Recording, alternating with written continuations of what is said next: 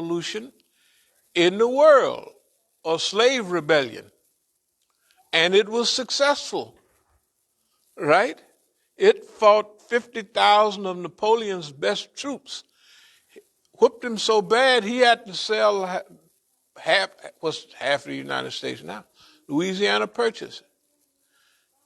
Louisiana Purchase is not just Louisiana, they go all the way up and over to Oregon and all of that up there. Okay, look. What we want to do, this is Black History, and we're going to pass this DVD out because we're going to cover a lot of ground. Because it's not only for us, it's for Africans who are here right now. And you got to pay attention to Africans. We have to educate them on where they are and who they're here with. Because they're secretly or visibly trying to ease the immigrants mostly. Okay. Go down and turn on the TV or turn on the movie. It's Africans on the thing. I think Denzel might be the only Negro left from here.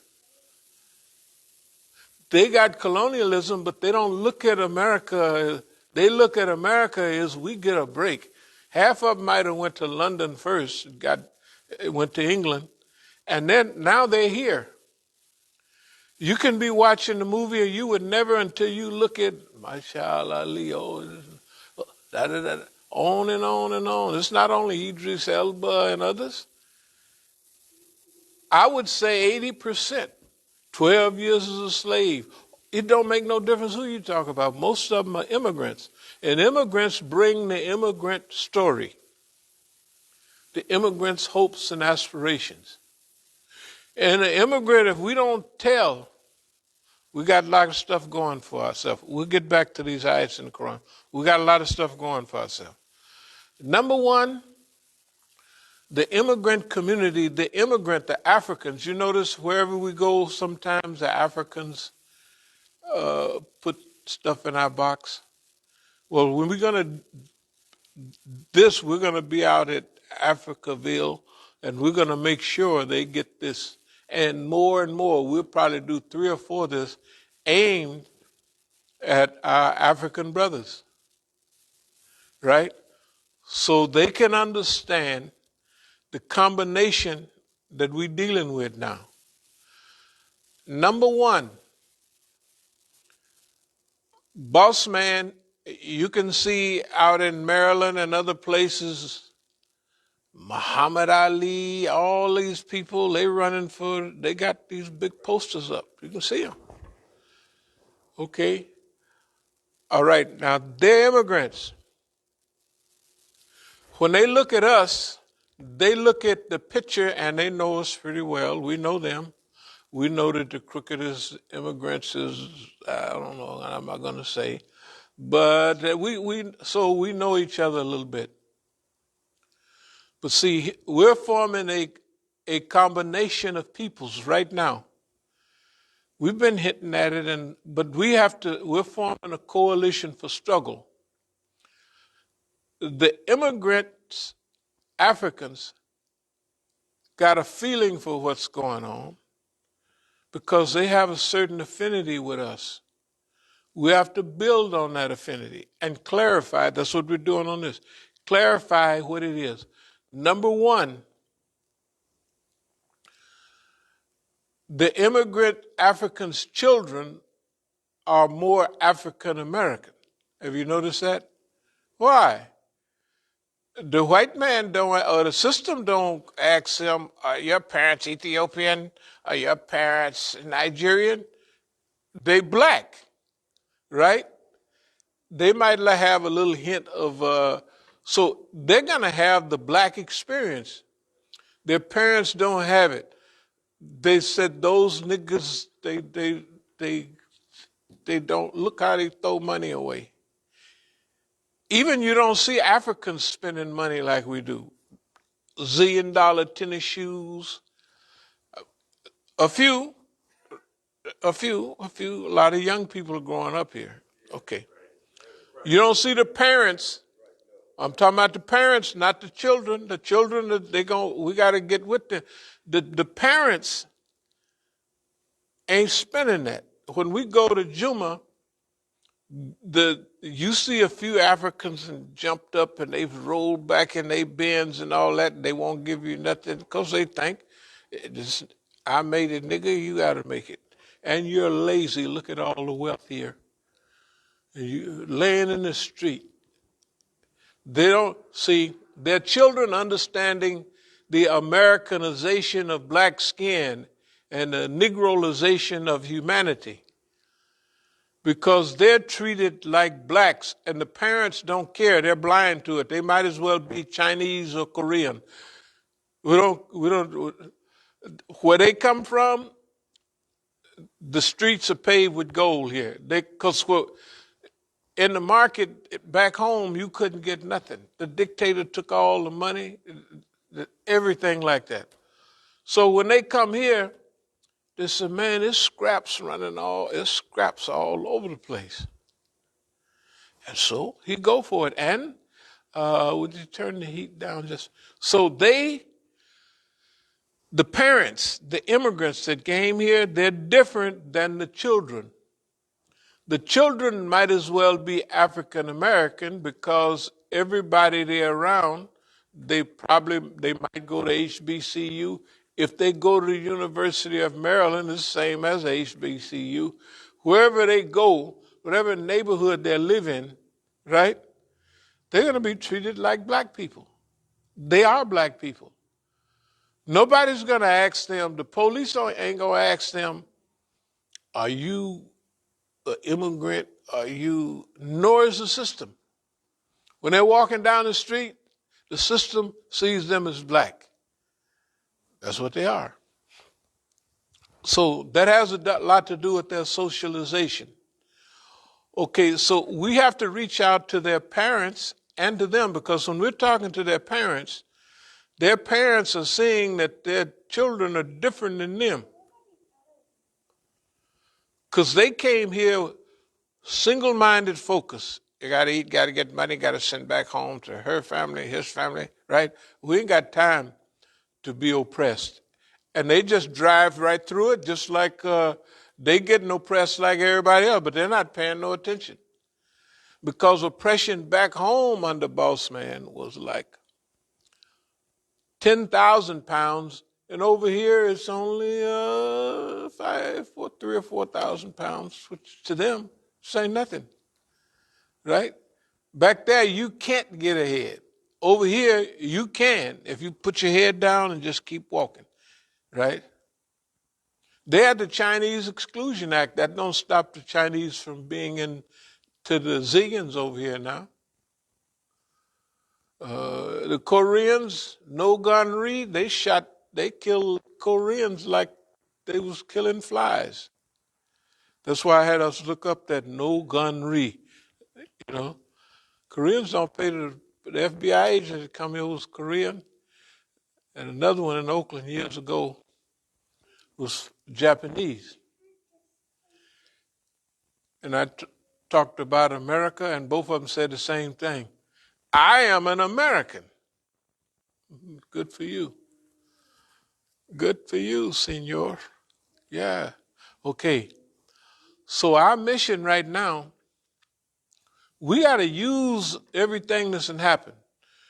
We know what happened to our people. So Marcus Garvey technically had the biggest African American unit mobilized for liberation.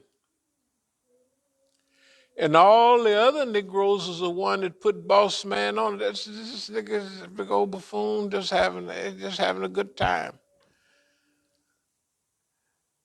And after a while, they got on him. So if he had 6 ships, that his last ships he bought, the Negro that was helping him buy him was making him pay 6 times the value of those old leaky boats. And the captains he had was pure Negroes. Some of them would put down the thing and go see his woman and hang out at her house. No, the captain of a ship, it was a Negro ship.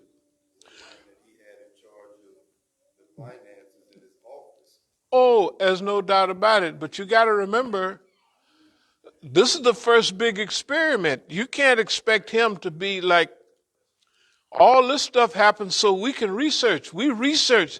This is Black History Month.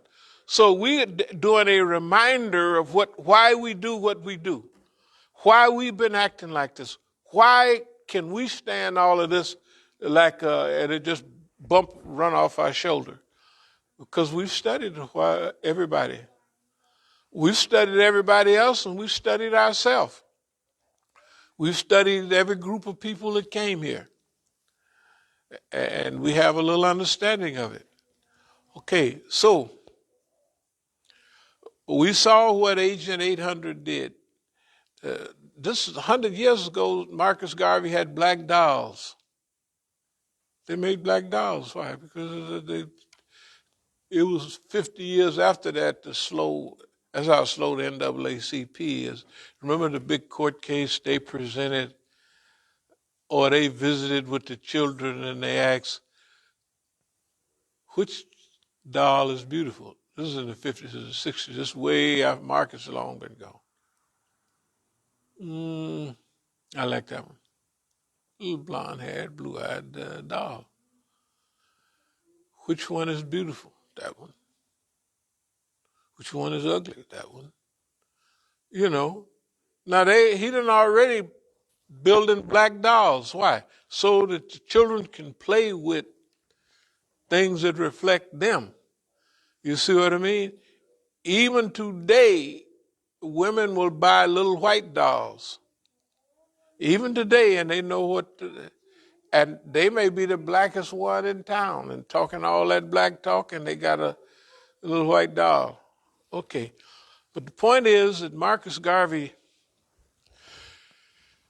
did a lot for the movement. Everybody came after that, whether it was Elijah Muhammad, everybody was following the outline. If you were to read Message to the Black Man and you would look what the Lamb was saying about black economics, he was saying the same thing Marcus Garvey said. Now, I've had experience with the same thing Marcus Garvey had and others, because when I was doing East Oakland Enterprises, I was young.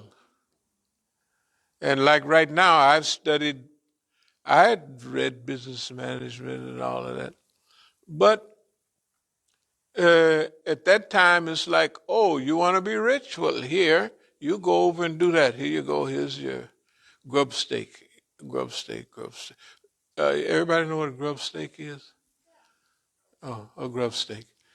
When you would, a miner, when they would go out and maybe it's because of California, when they would go out and mine for gold and stuff, you would give them a grub stake. That's a pick, a shovel, and the means to go mine. And the grub stake mean that when you strike it rich, you would come back and kind of share a little bit of it with the guy that gave you the grub stake. And so a grub stake means an investment in you. Somebody invests with you, and you get. So we would give literally anybody a grub stake. My friends that was boxers, I would say, hey, you should manage your own fights. And then one of my best friends, his trainer, which was a trainer. But I was thinking, if I could do this, then they could do that, but they were trainers. So they would get the Oakland Auditorium, and they wouldn't know how to pipe into all the fight, stuff. And it wouldn't be enough people there. And I would just tell them, well, you just give me the money I invested and back, and, and that's all I would want. I wouldn't want, and if they couldn't pay it all back, it wouldn't make no whole lot of difference, as long as they make an attempt. But the people didn't know they were trainers. My friends were boxers, and their trainers were trainers, not managers, not promoters. This wasn't during the Don King era. This preceded him a long time. Okay, the point is, East Oakland Enterprises, some of it went very well, but a lot of you're invested in people who don't have experience with freedom, and they definitely don't have experience with money. They don't have experience with money. They don't have experience with independence. They don't have experience with, I'll invest, and from that investment. So everybody took, they show up with some money, people would take advantage of them. And I was never just openly taken advantage of.